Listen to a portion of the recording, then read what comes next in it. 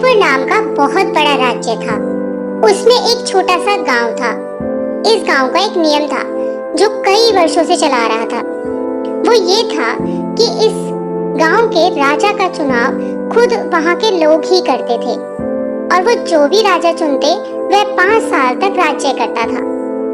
उसके बाद उसे पास के घने जंगल में छोड़ दिया जाता था। यही उस गांव का रिवाज था।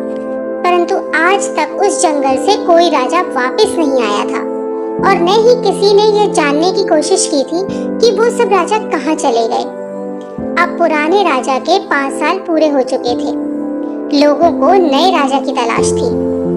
उन्होंने पुराने राजा को जंगल में छोड़ दिया और नए राजा की तलाश में निकल पड़े। अब उन्हें समझदार और एक चतुर राजा की आवश्यकता थी।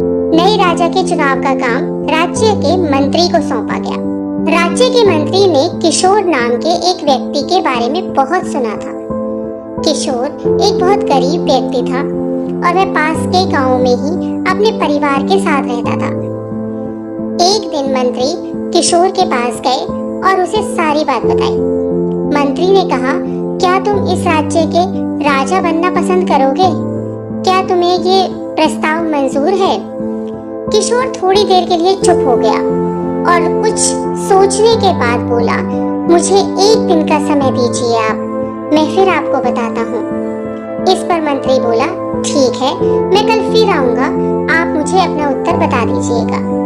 मंत्री के जाने के बाद किशोर ने सारी बात अपनी पत्नी को बताई।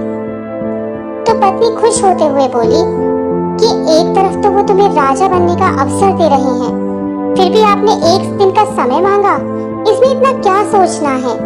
हमारी सारी गरीबी दूर हो जाएगी, आप तुरंत हाँ बोल दीजिए। किशोर ने कहा, लेकिन क्या तुम जानती हो कि इस राज्य का नियम है कि पूरे 5 साल होने के बाद वह राजा को बदल देते हैं और पास के जंगल में छोड़ देते हैं, जहाँ से आज तक कोई भी राजा वापस नहीं आ पाया है और किसी को यह तक पता नहीं है कि वह राजा कहाँ गए, उनका क्या हुआ, किसी जंगली जानवर ने उन्हें मार दिया या कोई भूत बला उन्हें उठा कर ले गई। तो उसकी पत्नी बोली, हम इस समस्या का कोई ना कोई समाधान ढूंढ लेंगे, आप बस मंत्री जी को हाँ कर दीजिए। 1 दिन पूरा होने के बाद किशोर मंत्री के पास गया और बोला, मुझे आपका प्रस्ताव मंजूर है, परंतु मेरी एक शर्त है कि मैं उस जगह को देखना चाहता हूँ जहाँ सभी राजाओं को आप छोड़कर आते हो। मंत्री बोले, ठीक है, और मंत्री ने उसे वह जगह दिखा दी। किशोर ने देखा चारों ओर घना जंगल था, वहाँ जानवर भी हो सकते थे। फिर वह वहाँ से चला गया और राजा बनने के बाद उसे सबसे पहला जो काम किया वह था कि वह उस जंगल में गया और उस जंगल को साफ करवाने का आदेश दिया। वहाँ लोगों के रहने की व्यवस्था की, रोजगार उपलब्ध कराए और जंगल को साफ करके एक नया नगर बसा दिया। कुछ समय बाद किशोर को राजा बने हुए 5 साल पूरे हो गए। प्रथा के अनुसार उसे भी उसी जगह पर जहाँ पहले जंगल था और अब एक भरा पूरा नगर बस चुका था, छोड़ दिया गया। अब वहाँ उसे किसी प्रकार का कोई खतरा नहीं था।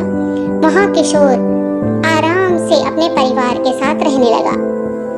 इस तरह से किशोर और उसकी पत्नी की सूझबूझ से उनकी जान बची और उन्होंने एक अच्छी और सुदृढ़ जिंदगी जी।